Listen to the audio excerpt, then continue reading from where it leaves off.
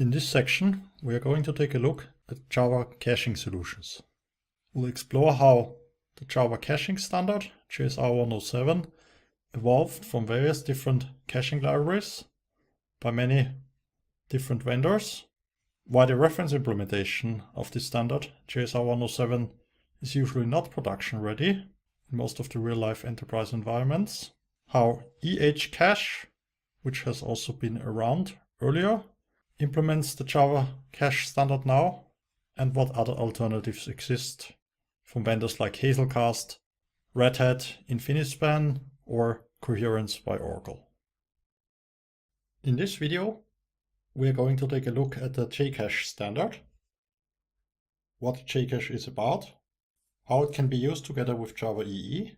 We're going to see a short example code followed by a quick live demo of JCache.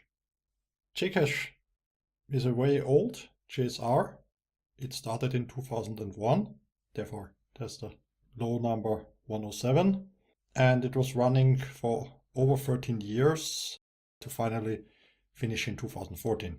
It is a good or rather bad example for what happens when multiple takeovers and other administrative measures cause a JSR to be significantly delayed, and it's also one of the examples why the Java community process has the perception of being slow, although those who know it from the inside know that it's not always the case, but this is of course one of the poster children of why people in the community often think that the JCP is slow, because it ends up with JSRs like this one that took over 13 years.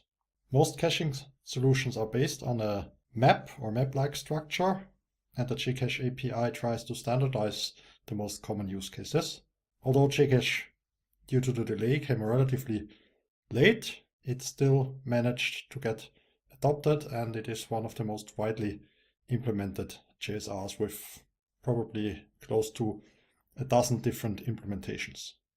The main components are the caching provider, which provides a mechanism to create, request, and manage the lifecycle of cache managers.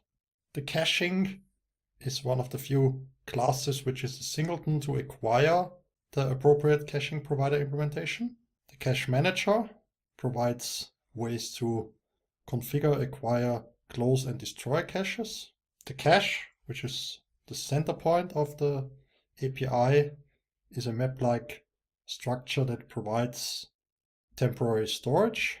And the entry, it's actually an inner class inside the cache, is more or less a value key pair similar to what you see in the Java Connections API.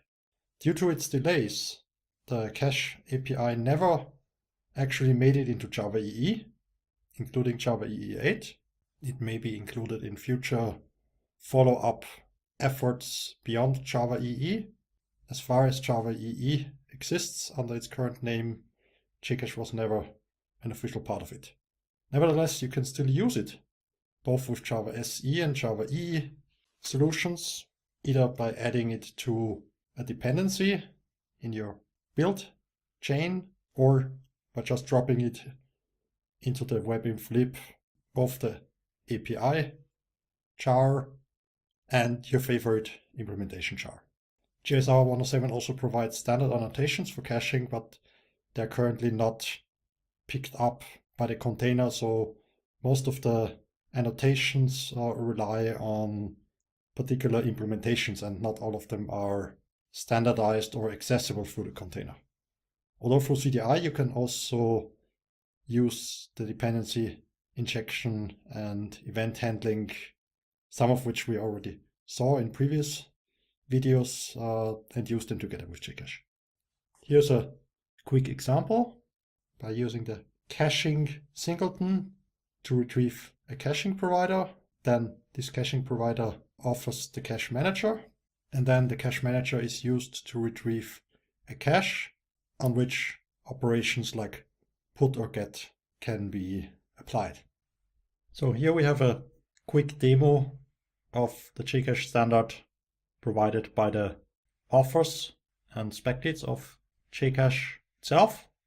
All of them are JUnit tests, so they can be run quite easily. Let's run the whole suite. As you can see, it takes only a fraction of a second. The simple cache demo is very similar to what we have just seen on the slides. So the cache manager is retrieved via caching and the caching provider. Then here we have an additional step of using a configuration item of the API, and then a string integer pair cache is created, a value is stored, and then it is retrieved and displayed on the console.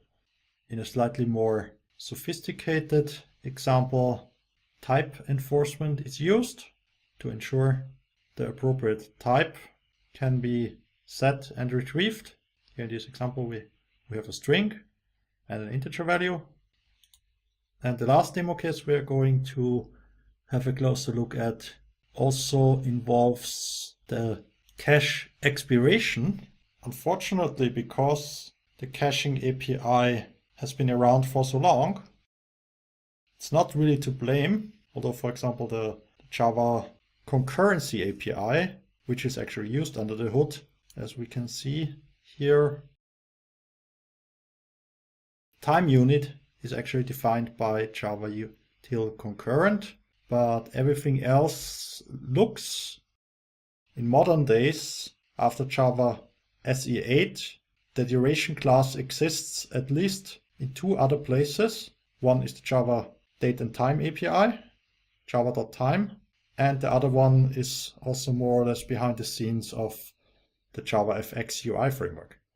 So this seems a bit like a redundancy, but since JSR 107 has been around before any of the others even existed or were thought of, it's one of the reasons why, unfortunately, 107 was never refactored here to use something else. So it basically ended up defining its own minimalistic clone, or what seems to be a clone of JSR10, although it was there before those other standards and APIs. In a large system that can of course happen, but it's a little unfortunate and a side effect of when multiple standards take a very long time. So here the expiration is defined that this cache is valid for 1 hour. Then all the operations that we have also seen in a similar way in the previous examples are applied. At the end, cache is removed, and the assertion ensures that there is no more value in this cache.